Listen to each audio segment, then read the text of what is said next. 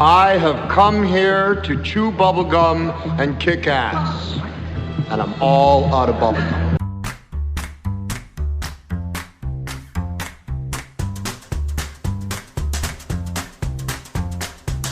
Quiet, numbskulls, I'm broadcasting.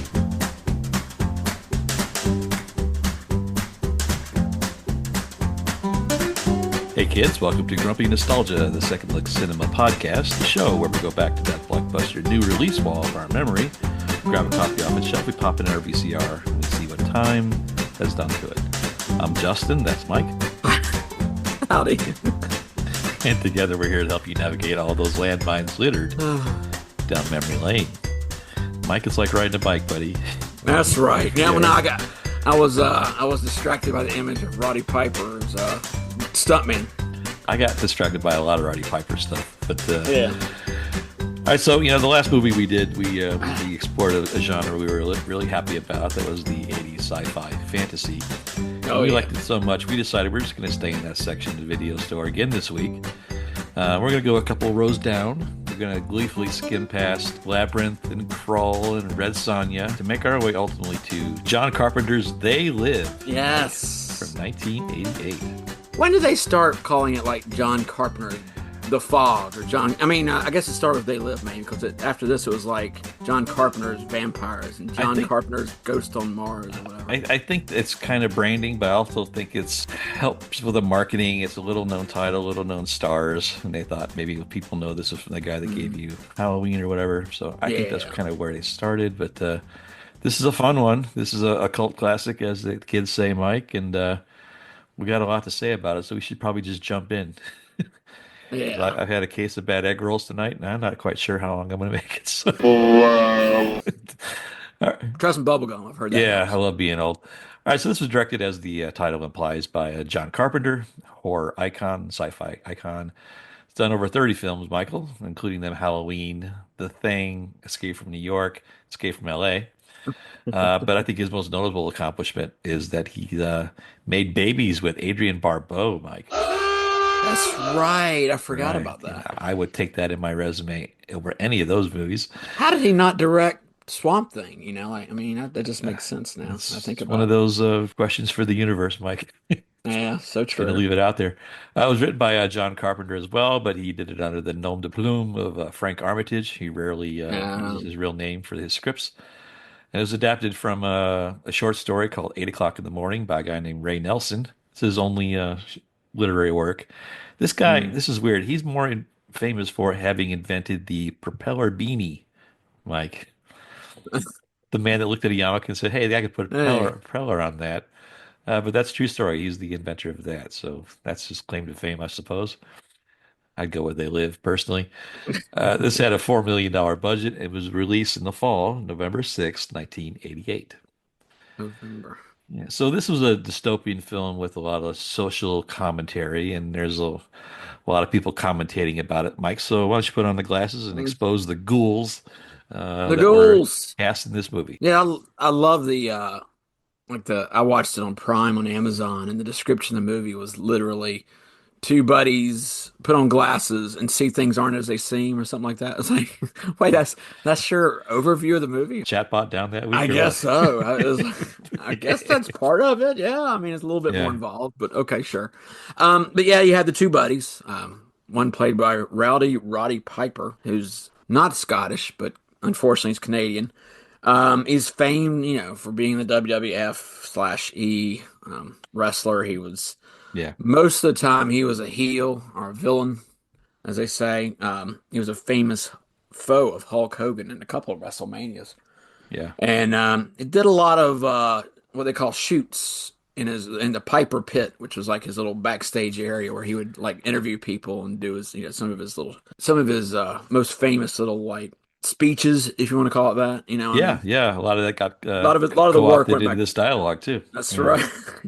What I liked about Piper's Pit is the set never stayed intact the entire. No, oh yeah, you knew someone was always going through it one way or the other. You might as well just filled it with Mexican announcers tables in there, There to be broken. That's right. Yeah, he famously starred in Hell Comes to Frogtown, which is Probably a bit odd movie if you want to Yeah, watch that one, but that was it's earlier in January in '88. He played the last fertile man on the planet. that's And right. And yeah, tasked to populate and impregnate all the last of the non-lizard women. and spoilers, he stayed a virgin through the whole movie. Um, but I think in reality, he even though he wasn't Scottish, he actually played the bagpipes. I think I remember that from Yeah, somewhere. But yeah. yeah, so unfortunately, he passed away 8 or 10 years ago, and Uh-huh. yeah, and but Roddy, and he's joined in this movie by one of my favorite actors, Keith David. Um, he's a great character actor, voice actor. You'll know him from Platoon. He's in another Carpenter movie, I think, The Thing. Yep. That's why I And, got cast in this. yeah, he was a dad in Something About Mary, and he was and then one of my favorite little indie, no, what indie movie, but it was like a sleeper hit was Men at Work. And then, of course, he was in two of our movies we've done already, in Armageddon, and I had to look up the other one because I've forgotten already. But he was in Roadhouse. Sure was. That's right. So yeah, and his voice acting, you would recognize his voice immediately. He has a great baritone. He's been like Rick and Morty, Adventure Time, several Disney movies like Mufasa. Mhm. He was one of my favorite things he did, and this is why I remember him the most, and this is sad, was he was the head gargoyle in the TV show called Gargoyles in the 90s. And Wow, that's deep cut, Mike. he had a great voice. Well, I don't know why I was watching this when I was 20 something, but anyway, Who it was a good show for a cartoon, you know. am I who are we to judge, Mike? That's right. And my daughter and I just saw him in a movie a couple nights ago. It was one of the Miyazaki movies. It was Princess Mononoke. He was, and Oh yeah. Keith David was the voice of the blind boar who was, and it was obvious it was him. It's like, oh, yeah, I know that voice. Nice. So that's him. And then obviously you have a femme fatale in this movie who really is that in this Meg Foster who Yeah. with the ice blue eyes, you can't forget her. Yep. I could only remember her being in like the Masters of the Universe franchise, where she played like the evil Lynn, not Yeah. Evelyn. Yeah, fun fact. She was the original Cagney in Cagney and Lacey. Oh no, really? But the producers didn't feel she was sexy enough for this gritty female-driven cop drama, so they replaced her with Sharon Gless. But yeah, she was the original Cagney. Wow, not sexy enough for Cagney Or Lacey. I don't know. I forget which one's which, but Well, hopefully she's sexy and Tyne Daly. So, yeah. but yeah, she's the ultimate like B movie star. So you would see her Yep. in other stuff. Peter Jason's in this movie. He's a charm. He's one of those stable actors of John Carpenter. He's Yeah, like 6 movies with him, I think. holy crap. It's at least that many. He was also in Congo briefly. He had a really brief role in one of our favorite movies, Congo. That's too bad. And oddly, this was an odd little fact. He was in Alien Nation in 1988 also, Yeah. which is a movie that has a very similar theme to this movie in a way. I think his acting method is sweat stains. His sweat stains were Yeah, he's always like worked big up. star in this film. Yeah. But no, the two real stars of this movie are two more John Carpenter stable hands. And I did a deep dive on one of them, and you're going to enjoy this, Justin. George Buck Flower, he's in the movie. He plays a drifter who all of a sudden near the end of the movie becomes our Deus Ex Machina kind of character. He becomes rich all of a sudden. Kind of a country guy. Oh, You can tell he's the John Prine looking guy. Yeah. yeah, he's a drifter who's hanging out on a sofa in the homeless camp, which He was a mole. probably the cleanest homeless camp I've ever seen. But anyway, he's a real B and C movie king, and Yeah. he was in Starman, and that's what I remembered him from. He has one of those faces. I was like, yeah, that guy. But holy shite, he's been in so many things. I had to write this down. And Justin, he was in Back to the Future 2 and 3. But after that, every one of these movies I'm going to read to you, we're going to do on this podcast. So I hope the audience is excited to hear some of these movies. Buck Flower, he was in Mac and Me. He was in Munchie, which starred Lonnie Anderson, had the voice of Dom DeLuise. Tammy and the T-Rex, 976 Evil, Part 2. He was in Puppet Master and Wishmaster, Pumpkinhead, Maniac Cop, Drive-In Massacre, Ilsa, She-Wolf of the SS, Taking It All Off, and sorority babes of the slime ball bolorama. It's quite So the that's resume there. George Buckflower. That barely scratches the surface. He was in a heck of a lot of stuff.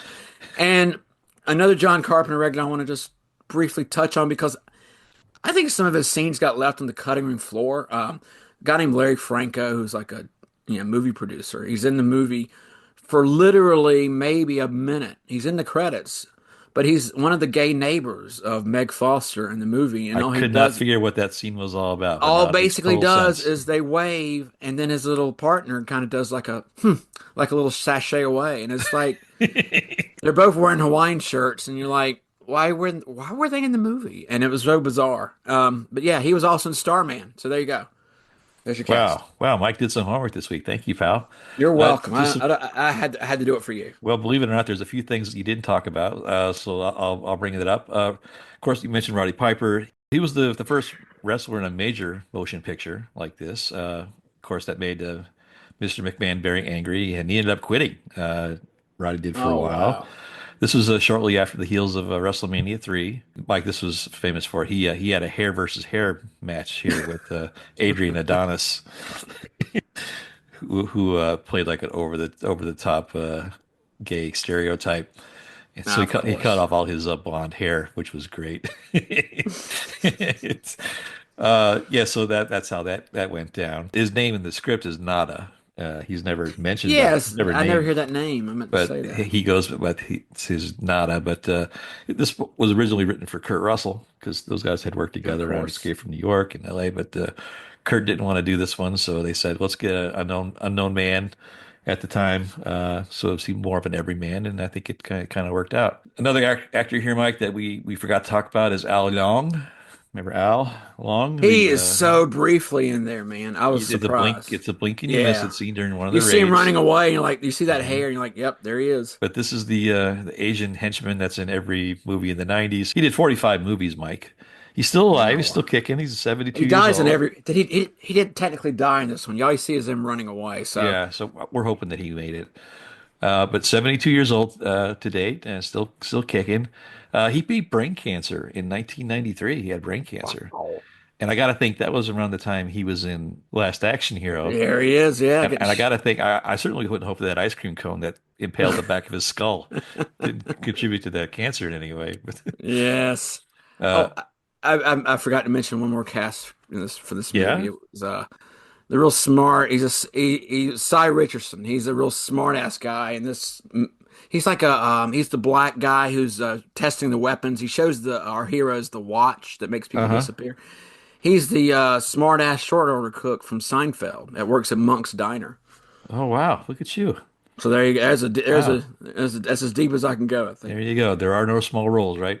that's only short actors. This was actually cast with real homeless people. Carpenter insisted that when they shot on site that they hired some real homeless people, so that was kind of cool. It was an 8 week shoot only, and to show you where their sense of priorities were, 3 weeks of that was spent on rehearsing that fight that we'll get to here in a minute. Oh yeah. So that's a lot of stuff to talk about already. So let's talk a little bit about the landscape. So this came out on November 4th, along with the U2 Rattle and Hum, the documentary slash concert film by those Irish hipsters. Mm. A couple of days later, you had the debut of Chucky coming out in Child's Play. That was on the 9th. And then 2 days after, the big hit was Ernest Saves Christmas, Mike. Oh wow. And he really did. He really Hey saved Christmas. Vern. Did he really? Yeah. Mm. It's a good one there. Uh, Not the biggest year for movies, but the top one that year was Roger Rabbit, followed closely by Coming to America, Good Morning Vietnam, Big, and Crocodile Dundee 2, Mike. Two. That's not a knife. They actually went back to the bush for this one, Mike. Remember? Did it have like a catchy like second tagline for that movie, like No, back to the outback or something? no, they ran out of stuff. They ran out of Oh, originality about the first 30 minutes of the first one. But there you go. And They Live was a not very big. It only came in like the 81st movie of all those that year. Not a big commercial success, but we'll get to how that kind of rebounded here at the end. And well, it had such a small budget, right? I mean, yeah, I was thinking this is probably the smallest budget movie we've yeah, watched. just 4 million. So even Yeah. back then, that wasn't a whole lot. And then the best picture that year was Rain Man. Mm. Definitely Rain Man. On Well, the music scene, Mike, you never feel compelled to talk about the 80s music. Number one hit the weekend this came out was Kokomo by the Beach Boys. There was a movie tie-in there that was featured prominently in the movie Cocktail with Tom Cruise earlier that year in July. remember that video that has John Stamos playing drums? That is Yeah. They actually were on the Full House episode 2, season 6. The Beach Boys made an appearance and played this song, and of Stamos course was they on did. drums. Yeah, so Yeah, there you go. Good of time in course. our country's history. The next one on the list was UB40 had stolen Neil Diamond's Red Red Wine, followed closely by Phil Collins stealing the Mindbenders' Groovy Kind of Love. Oh yeah, that's what Phil Collins started his Yeah, he got soft. the real wuss phase. Yeah, he had Kylie Minogue stealing Little Eva's Locomotion. And he had Rod Stewart ripping off Bob Dylan's Forever Young, Mike. Just rampant thievery on the top 40. Other things going on in the 1988 of consequence to no one except maybe me and Mike. 30 Rockefeller Center became a national landmark. I mentioned that only because you and I were there a couple weeks ago, eating our bagels and watching people fall down on the ice Yes. early in the morning. That was fun. The big Christmas toys that year were Ghostbusters toys and the Koosh Ball. Remember the Koosh Ball, Mike? Yeah. And according to the book, The Secret Ghostbusters. Life of Balls, the inventor created the Koosh Ball because his kid couldn't catch a real ball, so he created the Koosh Ball instead. There you go. Did he also like write a screenplay for a movie later? Yes. Okay. Steve Jobs, who would have been forced out of Apple earlier, created his company called Next, where he launched his Next PC, which is 8 megabytes of RAM, Mike, and it would cost you $6,500. Wow. They went bankrupt, but actually, this is where Steve Jobs, the computer was terrible, but he invented the Unix language. So this eventually came Mac iOS. Apple bought the company for $250 million, and then he was right back where he started from. So there you go. What else do we have here on the TV, Mike? A lot of good On the TV. TV. All right. Yeah, we were watching Night Court and Who's the Boss and Alf. Alf was a big hit this year, Mike. Dang. Remember Wow. the horrible ending, the last show of Alf that kind of left viewers stranded there. They made it up where 6 years later they had a TV movie called Project Alf, Mike, for some fan service to give that some. Are they gonna do that for the Dinosaurs TV show? I don't know. Oh, they better. Some closure for our long-suffering nation, Mike. Yeah. Alf was weird. His real name was Gordon Shumway. Did you know that? That was Alf's name. Yes. I knew he liked cats. He likes to eat cats. He was born on October 28th, 1756. I don't know why they bothered to put all that detail into Alf, but and they had a couple little people playing them in certain scenes, but use that costume for the entire run of the show. I'm sure it was pretty smelly. So, well, speaking of smelly aliens, Mike, we should probably get started on this movie. Yes. I think we should just jump in because we're long into the show. We're not talking about the movie yet, so unless you got anything else to say, Mike, we should probably proceed. What do you think? Yeah, I got my sunglasses on. All I'm right. ready to go. Mike, I'm giving you a choice. Either hit that button or you start eating that trash can. So our movie opens up with Roddy Piper, Nada in this case. He kind of rolls into town in his flannel shirt and jeans. He's a homeless drifter looking for work. He ends up getting on at a construction site where he meets up with our pal Keith David. Keith David understands he doesn't have a home, so he takes him to where he's currently living at this homeless camp called Justiceville, where he gets some eats a lot of peas, Mike. They sit him down and fill him full of peas. The camp is made up of several people, and they're all watching TV outside, and the TV gets some static on it. And he finds out that the signals get there's some sort of hacking going on. Some resistance is hacking and stealing the signal and putting these messages for people to explaining how we're being controlled, and everybody gets a headache from it. And as these people are watching this thing on the TV, Piper notices that our guy Gilbert, who runs the camp, played by sweat stains and all, Peter Jason, runs across the street to this church. And curious, Roddy walks across the street when it's all said and done, and discovers this hidden cache of like paramilitary stuff, huge boxes, supplies, and more importantly, a big box of sunglasses. Mike. And he puts them on because they're sharp, they're snappy looking. And keep in mind, audience, that there's probably been, I don't know, so we're about 25 minutes in, and it's probably been like, I don't know, 10 lines of dialogue. Yeah. There's been a lot of boom, boom, boom, boom, boom, boom, boom, Yes. boom, boom, boom. That blues beat goes through at least three-fourths of this movie, and I kind of dig Yeah. it. Can you dig it? Can you dig it? But it's this is the screenplay for this movie must be like 3 pages. Yeah. Anyway, Nada fights. not a fight. Yeah, so he puts on these glasses and then he exposes a world with a bunch of subliminal hidden messages and it goes to black and white. And you get he sees signs on the billboard that say obey. Oh, and he looks at his money and says, "This is your master." And he says, "Conform and sleep and procreate." And it's all in black and white, so it's really kind of cool. And he gives a big headache. He takes it off, and everything's back to normal. When he puts the glasses back on, he sees all these hidden messages. So he freaks out a little bit. So he goes back to like kind of explain what's going on, and then of course the Justiceville gets raided, the church gets raided, and it's on. So shaken by what he's seen, he takes his glasses into the city and starts to see that not only are there subliminal messages, but a lot of people are actually alien ghouls, What? Mike, that have taken over and Ghouls. are living among us. And Apparently, they all congregate too at a very nice grocery store in downtown LA. that's right. They wear a lot of Armani, and this is the anti-capitalism message is really ham-fistedly hitting here, but it's pretty fun. And what scares him is he starts seeing these people and he starts confronting them. You see, I take these glasses off. She looks like a regular person, doesn't she, huh? Put them back on, formaldehyde face. And of course, in the real world, they think he's just a crazy man. And what was kind of scary, like this one old lady speaks into her little wrist communicator, says, I've got one that can see. right, yeah. Mike, and then everything freaks out. So he knows there's some stuff about to go down. So he makes a scene and You're okay. This one, real fucking ugly. again, of course, a couple of cops come in air quotes, and they start giving him a hassle, and he starts fighting with the cops, and because he realizes that they're aliens, and he makes short work of those guys.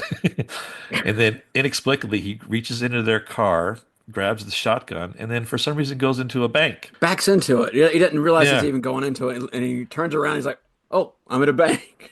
And this is where he, utters the famous line, I've come here to chew bubblegum and kick ass, and I'm all out of bubblegum. That's actually a line from his wrestling career. Yeah. He used to use that quite a bit, That's but funny. that's synonymous with this movie. It's one of the greatest guy moments of all time. And he starts blowing people away, and he makes a break for it, and the cops are chasing him. He kidnaps this random woman on the street named Holly, played by Meg Foster, as we mentioned earlier, whose eyes are consistently plotting your demise. Yeah, But they're he evil. he kidnaps her and takes him back to her apartment. And conveniently enough, she's the producer of Cable 54, the channel that was getting hacked at Justiceville earlier on. And the minute he turns her back, she pushes him out a window, and he falls. There's a movie goof here, Mike, where he falls. You can actually see the sunglasses flying in the opposite Yeah. direction. I was more interested in the wig hit. The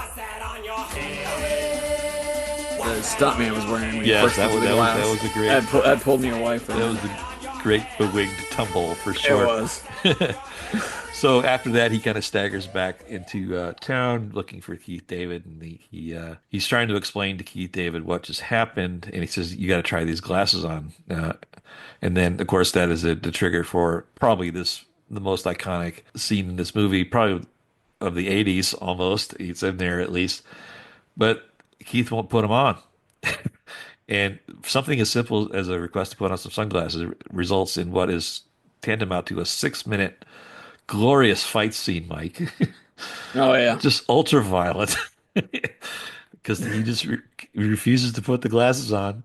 And everybody knows everything about the scene. I'm not going to go into great detail of it, but after the carnage is done, he finally, after several crotch shots and things like that, Keith David puts on the glasses and he sees, what's going down.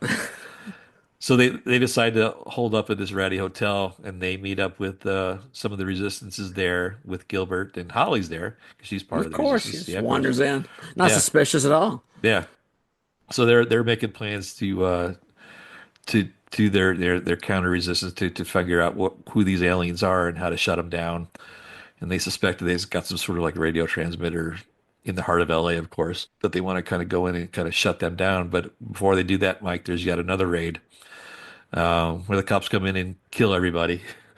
And there's a lot of gruesome shotgun deaths here. There's a lot of stuntmen doing their mammy deaths, just throwing out their arms with their palms up and just getting shot. And, Yeah, a lot of rolling around tables too. mammy. But yeah, just about everybody in the resistance gets killed, short of Holly and David and Nada. So in order to kind of bug out, they grab one of the little wrist transmitters and they click it, and they magically gets transported to the alien secret base, underground base in LA, Mike. And what they come across is this weird fusion of successful human businessmen and aliens that are having their little black tie gala. And this is where the Reaganism and the Reaganomics and all the capitalism stuff really comes to fruition. They're talking about how their partnership has yielded great profits for both cultures, and how they had great big plans. And this sets Piper and David Keith in a beast mode, and they just had it, and they're convinced that this is where they're going to take him down.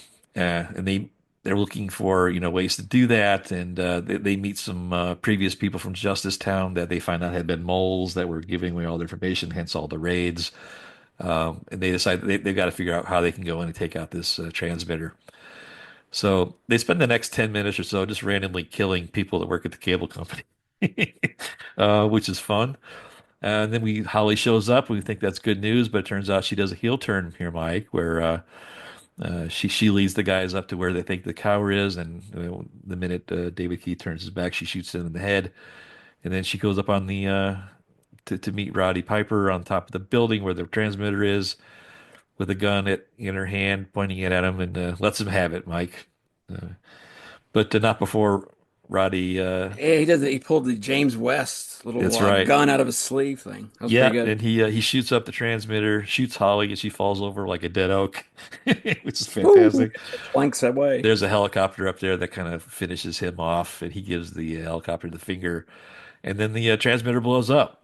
And the movie ends with like the impact of that, where the world in this case gets the veil lifted, and they start to see the ghouls in their real form and all the signs. And it ends very abruptly with this couple making love, and she looks down at her partner, and he's the ghoul. He says, "What's wrong, baby?" Yeah. And the movie just cuts to black. It's a fantastic ending, implying that they've exposed, and that was their time to fight back. You find out Siskel and Ebert are aliens. It's great. This is great, right? Another Siskel and Ebert like de-pantsing in this movie, just like Godzilla. Yeah, but they end up winning at the end by exposing the evil race to mankind, and importantly, vague ending that intentional. And I think it just fits the tone of this movie perfectly. So there you go. That did it no justice whatsoever, guys, but y'all have probably seen this if you've chosen to listen this far. So there we go. So let's talk about awards and accolades real quickly here, Mike. So this had a $4.8 million opening, which, given its budget, made it a relatively good hit. Held the number one spot for 2 consecutive weeks, then disappeared. Only ended up doing 13.4 million in its domestic release. Got another 3,000 from a couple of random international releases. It was nominated for 2 Saturn Awards. It did not win any of them, but the cult status of this movie has really cemented it into pop culture. To that fact, Entertainment Weekly ranked this the number 18 cult movie list of all time. It ranked the 7th greatest fight, according to the Rotten Tomatoes list there, the 7th greatest movie fight of all time, which I think is an unprecedented miscarriage of justice. It's got to be higher than that. It should be a top 5. Yeah, show me the 6 that are better. It was paid homage to with South Park. You saw the episode Triple Fight, Mike. There's a shot-for-shot remake where a couple handy-capable kids, Jimmy. Wow, what a great audience. And Timmy. Have a fight that's shot-for-shot, mimics this iconic scene, and it's about the funniest thing I've ever seen in my life. There was a 2010 remake that was scheduled. It just kind of fell through. Another legacy of this film is the Obey art campaign by graffiti artist Shepard Fairey, Mike, from Charleston, South Carolina. You Hmm. might remember this artist. He did the Andre the Giant posse Oh yeah. thing. He also did the Obama Hope campaign poster, that iconic poster. He did that. But he used the exact font and credits this movie for a lot of his artwork. But so there you go. The real sad part here is it never got the recognition in its day, but after the fact, it really has really become embraced by the sci-fi and fantasy community, and it's just a fun movie to talk about for sure. So that account, let's put it through our grumpy meter, Mike. This is the premise of our podcast where we go back and review movies we watch as young film goers, and then we kind of look at them again with a jaded eye of grumpy old jerks to see how our opinions change on them, Mike. So why don't you head us off? Talk about your first viewing and your most recent view, and tell me what changed, if anything. I was just thinking, why does Roddy Piper's character have a wedding ring on in this movie? Anyway, um, He insisted he wanted to keep it on. yeah, but it didn't fit his character in the movie. I know. It's just one of those You movies gonna that, tell him no? you know, after seeing Hell Comes to Frogtown, maybe. He'll throw you through a talk show set. That's right. I'll go to a table. But yeah, no, it's just a movie I really liked when I saw it, and as an 18-year-old, you know, I saw it at the theater and loved it. Remembered everything about it. I think I probably saw it on the first weekend it came out, actually. But now watching it, of course, like you say, you're looking through it through a grumpy meter. If I'm gonna put through a grumpy meter, I'm gonna say this is a short story made into a movie with, like I said, it had the thinnest of dialogue. There were a lot of scenes that just seemed to drag, including the 6 minute fight. It's just like, okay, we got it. It's iconic, but it's like it seemed like padding, even Yeah. it was one of those movies to me that like I could see why it was a short story, and that's why I keep we'll repeat that again because Yeah. it's just kind of stretched out. There's just the whole premise of okay, these aliens, and this is where I start getting thinking about the science, and this is why I shouldn't watch these kind of movies because I'm like That- this is not for you. the little exposition dump that you're saying that okay, so you're saying that George the Buck Flower, the drifter at the beginning of the movie in the whatever the Yeah. People's Liberation Camp, Justiceville, sorry, and he was a mole the whole time, or was he like converted after the camp was raided and then all of a sudden became rich? Because I couldn't tell. I assume that he was there as a plant Okay. to tip everybody off about what was Okay, going because on. that was like he knew everybody in the little Yeah. weird porter world they were in, which was really weird because I couldn't figure out the geography of it. They like went what looked like an underground concrete bunker, and then all They of had a to go to sudden, the rooftop underground. yeah, it was like they were like at a space portal where you're watching guys in business suits being transported to somewhere in the Andromeda galaxy, Yeah. which sounded interesting. And I mean, the science about it was there could have been something more worked with it because you'd find out these guys had been here for 30 years. And they've been developing this world slowly into theirs. I mean, Yeah. very slowly, and why just the U.S.? If they're conquering the world, why don't they, maybe help out, I don't know, the Philippines or the Central African Republic, they Right. they could use some of these alien dollars. Sure. So anyway, that I guess I just get bothered by that. But as far as just watching it again, like I said, it was just for me, it was just kind of slow. And if really this movie could have been in 30 minutes, Yeah. there was just some scenes I was like, why the little like the little I don't even know what he's talking about. But when Keith David and Piper are at that hotel after their fight, he goes in this little monologue about his dad, and it was like, why is this in here? It was just really bizarre. It was, it was almost his only like emotion, and wow, he's actually showing Yeah. emotion. This is pretty good because every scene that Piper's in, he's like just. It's almost like this silent menace, just is this every scene, Right. Right. I see Carpenter yelling at him through a megaphone. He says, "Look angry," it's like, duh. Just seemed like everything was like that, and I just didn't enjoy it as much, And I guess just because I'm being over analytical, I should just watch it. It's a fun movie, and just waiting the 32 minutes for him to actually put the sunglasses on, I was like, Yeah. finally, yay, Now I'm we're like getting somewhere. made Yeah. it to her. Yeah. So Well, anyway, like I said, it for me it takes a big hit in watching it now, but yeah. it's not really because some of these movies we've say this looks dated. this didn't really look dated. I mean, watching the No, white cops beat up the black preacher, this is before Rodney King happened, and you're like, right? wow, And after watching, you're like, okay, you watch it now, it's like, okay, yeah, cops Yeah, beating up guys, hey, that makes sense. But back then, it's like, whoa, cops really do that, and yeah. you can say it was a movie that's kind of, almost contemporary for our time. So Well, I did like it in that way, and just like I said, overall, it just seemed kind of dull to me. I wish it was more of a short story inside like a yeah. anthology of stories. But All that's right. just me. It's almost like a Twilight Zone episode. Yeah, I was gonna say it's probably more attuned to like an hour long Twilight Zone. It probably would Yeah, have been cleaner, but all right, fair enough, Mike. So I didn't see this in the theater, but I saw this in a dorm room, of course, and it's a dorm room movie. In fact, if you remember yeah. remember the show Up All Night, Mike, on the USA Network, where Oh yeah. you had Gilbert Gottfried on Friday, and you had Rhonda Shear on Saturday, and they would show trauma movies and weird camping movies, and this was always a staple on there. So we always would watch this. At that point, it was I was there with all my friends, and we just loved it because we weren't tied down to the baggage of how this was politically subversive, or we didn't have the context of the Reaganomics in there or the anything like that. We were just looking at it as just a dumb, fun action movie, right? So I really enjoyed it at that age, probably 3.5 out of 5 or whatever. I watched it again a couple days ago, and it's very heavy-handed on the social commentary as you're talking about, Mike. And they probably didn't know what they were even doing at the point, but all this kind of came true. Uh, I think Piper here is awesome in this movie. I think he played it the perfect way. Just very unassuming, no pretentiousness whatsoever. I think it's B movie brilliance. I think the take on yuppies and the unrestrained capitalism was just spot on for that time or era.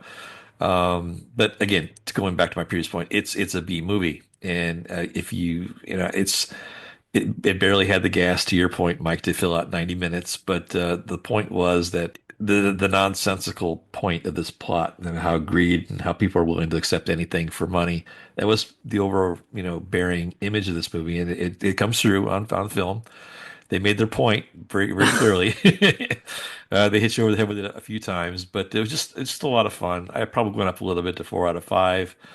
It's a kind of a unicorn. They don't make a lot of movies like this that have the vague ending, the bummer ending, so to speak. And Yeah, everybody dies. yeah, Everybody, yeah, almost every character, man. they say what they want to say, and then they show the futility of it, but they also show that little bit of hope where now that they've been exposed, maybe you'll do something about it. I just kind of like how that just is relevant Yeah, it's kind these of like days. the Yeah. it's like the ending of the original Invasion of the Body Snatchers. Yeah. Oh, Like yeah. There's a lot of parallels to that. it's like Sure. say, I made it to say, he made it. It makes it to the police, and it's like, oh, everything's Yeah. gonna be okay now. There you go. But speaking of police, why were the alien cops as bad as shots as humans? They I mean, just haven't had enough practice yet, Mike. these aliens had like no special like powers other than they Right. were like they had watches. It's like Well, and well, they made money apparently. they're only in LA for 30 years. Give them some time. They'll get to be good shots. Don't worry.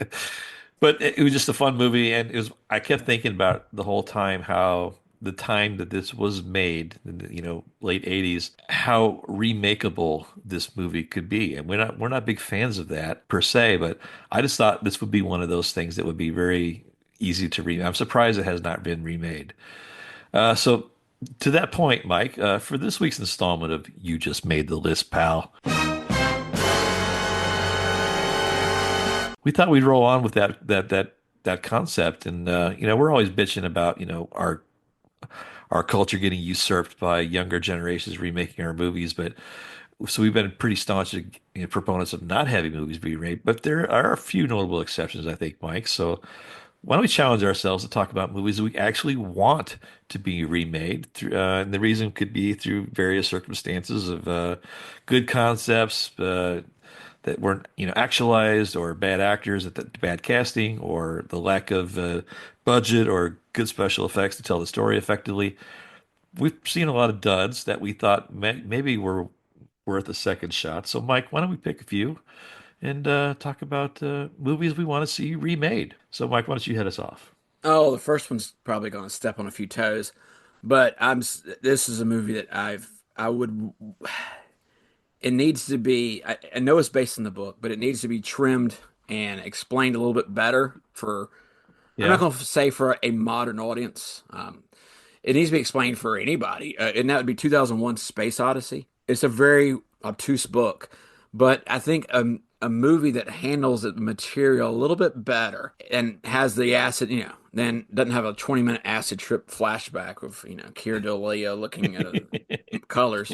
I would like to see that. It's a movie that moves very slow. It's extremely, extremely pretentious, and I think it needs to be opposite of They Live. This movie needs to be trimmed down and just kind of Uh, reworked and maybe insert a few more lines of dialogue, just maybe make it yeah. a little bit more explainable. I've seen Arthur this. Clarke had a lot to say in that book. He Yeah. did, and I think obviously Stephen King was upset with the way The Shining was done. I don't remember what Arthur C. Clarke's original idea was, and when he saw it, the movie version that Kubrick did, but Yeah. that is definitely one I would like to see reshown and redone. But Okay. it'd be a tough Be a task. tough sell. People aren't It going to would touch be. It Kubrick, would. but I I don't know think, which director would do it, but it would be interesting to see. yeah, That'd be one I'd like to see redone. yeah, I think you're 2001. onto something there. Okay, that's a good pick. My first pick is going to be Logan's Run from Oh, 1976. that's a good one. Not a bad movie by any means, but I think with the prevalence and the proliferation of young adult themed movies now, and every movie's made for a millennial audience, what better opportunity to cash in on that where they do a scientific, a post-apocalyptic world where Hmm. people are terminated when they hit 30. Most people under 30 now think that would be an ideal situation.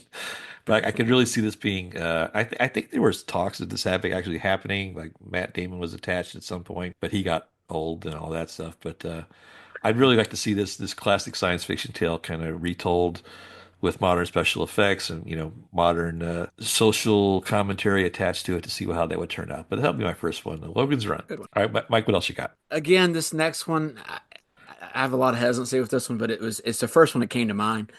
And it's a movie that on its own, it can still exist in the universe. Okay. But I want to see a redo of it with better special effects and probably a little bit more. The story itself is very well explained in the original, but I want to see Flash Gordon done with obviously better special effects. That's that Think? goes without saying. Okay. But like I said, the original with the Queen soundtrack and it's so campy and lovable. I know when we did it on our podcast, it was one of those movies we had to spend two podcasts on it. It was That's back two-parter, guys. Go back and check it out. that good, but it would still survive out there in history on its own. But I would like to see a new Flash Gordon movie done because you think of all this. I know superhero fatigue and all, but Yeah. he is. I think his story is almost so unique as far as being a literally standalone kind of superhero movie that I would Yeah. like to see it done I in a more modern special effects kind of style because the world building is incredible, and then Oh yeah. Ming the Merciless as a villain is there'd be 100 actors lined up to play him, Yeah. and just that'd be Like it'd be an awesome blockbuster and picture. there's like 9 moons of Mongo. Each has its own Oh culture and yeah, race, I and mean. I mean it would be Matt, fantastic. it could be even a two-parter, kind of the way Dune was Yeah. done, but or three, Yeah. but not have. Was it Golden Globus? Was it those turkeys, or was it somebody else that was behind the? Oh, Dito and De Yeah. Laurentiis. Yeah, we're De talking about the Laurentiis. the De Laurentiis family, Mike. That's who did all That those was it. things. Yeah, Yeah. they always did movies on the cheap, so yeah, I would Yeah. say please redo that. I'm shocked that that movie has not been remade in Hmm. our lifetime. It's just with it's custom fit for the environment of Hollywood now. That's Oh yeah, bizarre. like I say, it's not. It doesn't exist in the. I don't know if it's a DC or Marvel property, but it always seemed to exist on its own anyway. So I Yeah. think it would be great. All right. Well, my next pick's a little left the center, but I want to say the 1995 movie Tank Girl would be interesting to see. I was a big fan of that comic book, and I thought Lori Petty did a really good job, but the story was kind of flat, and the direction was a little wonky, and the story didn't really kind of flow very well. Again, I think it's just from a culture standpoint, I think a strong female lead like this would fit in very well in the modern template of Hollywood was acceptable, what people want to see. And it's 1995. It's been a long time, 30 years ago. So I think that enough time has been put in there. Maybe not have Ice-T as a kangaroo. We've recast that. But that it was a fun movie that I think in a modern construct could be, you know, well told, and they could follow some other plot lines that are a little more exciting than the original one they originally chose for the 1995 origin story and all that. But that'll be my next one I would like to see remade, Tank Girl from 1995. Really good. Yeah. All right. I got a couple honorable mentions here. Okay. Soylent Green. Nice. Yeah. It's very dated. You watch it now, but the concept of it, as far as consumerism, what we kind of talked about in They Live, Yeah. is still there. You got that message is still resonates, I think, with people today, and even like Yeah. the way they show. Oh, Logan's Run kind of reminded me of this. Was the fact that you're trying to kill off the older generation, and it's kind of Right. It's very dark. Why does that movie always make me hungry, Mike? I don't know. Well, it makes me want canned peas. A couple movies we've done I would like to see redone. It was Stargate, which we talked about before on our podcast. It was a very good idea. Obviously, it's made to a TV show later, which probably was the best way to remake it anyway, because the movie itself seemed to just fall off a cliff about halfway through it. It was a good concept that the way they did it, the whole rest of it was just kind of, I don't know, just it seemed to be, including the villain himself with his dubbed in voice. That was a little hard to take. It needed something else with it. We also did Reign of Fire, which I don't know how that movie didn't blow up more than it did at the time. We could never figure it out even on the podcast. Yeah, why that a movie about dragons that took over the world. But I read a review that was interesting about, a Gen X friendly take on it. Was, we were so cool. Our B movies were Matthew McConaughey and just killing dragons, Yeah, I mean the special effects were really good in it. It's just it was the brown color palette and having to be in Northumberland. That's not very happy. That movie would be a fantastic, if like an Arnold Schwarzenegger type with a 3-hour epic. That would be a great story because there's a lot to tell there. But for sure. We talked about him just rushing through it in 90 minutes. So even this movie came to my brain even faster than Flash Gordon. Wait, I have one more honorable mention. Prince of Space. That movie desperately needs to be redone. You got Crankor, you got The Guardian. There's so many special effects in there that I know the charm of the movie is seeing the cheap Japanese special effects and things blowing up. But to do that in a modern kind of way with our technology, oh my gosh, that'd be great. Friend of all children, too. That's right. And see Professor Mack and get griddled under one of those hot heat lamps. That'd be awesome. But anyway, my third choice is Battlefield Earth. We talked about this when we did the podcast. There it is. Yep. My gosh, L. Ron Hubbard was an absolute maniac and a dink, and you can say anything you want about Scientology if you want, but that book is amazing. The world he creates and just the ideas behind it make a fantastic movie, or would make a fantastic movie if someone like Travolta was, 100 miles away from the project, which would be nice. Yeah. But again, it's under L. Ron Hubbard's kind of auspices, so you're going to get some kind of like input from the Church of Scientology, and I don't think it ever could be made. Although, read the book, literally, it's not Dianetics. That's boring. Read Battlefield Earth. It's a really exciting book, and as thick as can be. There's sequels to it, and the movie would be amazing. It'd be like Herbert's Dune. It would have to be done in 3 parts. It's such a tome. It's amazing. Yeah, we talked about that before. It's just such a punchline now. It would be really hard to get anybody to go past. But the concept behind it, there's there's a lot they could. Oh yeah, There's so many movies like that where the screenplay, just follow the screenplay. You can follow it word for word on some of these books, and there's your movie. I don't know why some of this stuff. I know there's a lot of input from corporate producers and some of these movie execs that just dabble their stuff in it, and I guess directors can try to make it their own, too. But There's so many of these things. Just do what the book says. That's just my opinion.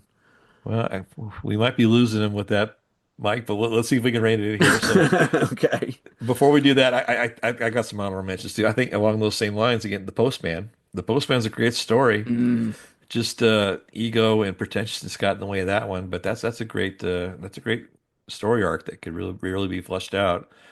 I think Dark Man would be a neat thing to look at again. Oh, yeah. From 1990. That was a Sam Raimi. I'd like to have another go at it with the proliferation of superheroes. It's kind of a dead genre right now. It's not really doing that well, but I'd like to see them take a run at that. I think along those lines, the 2003's League of Extraordinary Gentlemen. I think that was not a great movie. It was entertaining enough, I suppose, but they took a lot of liberties with the graphic novel, including throwing in an Americanized version that we didn't need. But those original characters from that graphic novel would be fun. Another stab at that one. But my final pick is another podcast that we did too. I'm gonna talk about The Last Action Hero from 1993. This notoriously, failed because it was butted up against dinosaurs and a lot of bad reviews. But when you think about the concept behind it, again, Mike, it is a really neat premise, and it was probably wasn't taken seriously enough, a little too comical, a little too hands off in the original version. But there's elements of that film that when they stick to what they were trying to do, that are very enjoyable. The things where he's jumping back and forth between worlds. That's a great concept. Yeah. Yeah. And he comes across Arnold Schwarzenegger and thinks he's a jerk.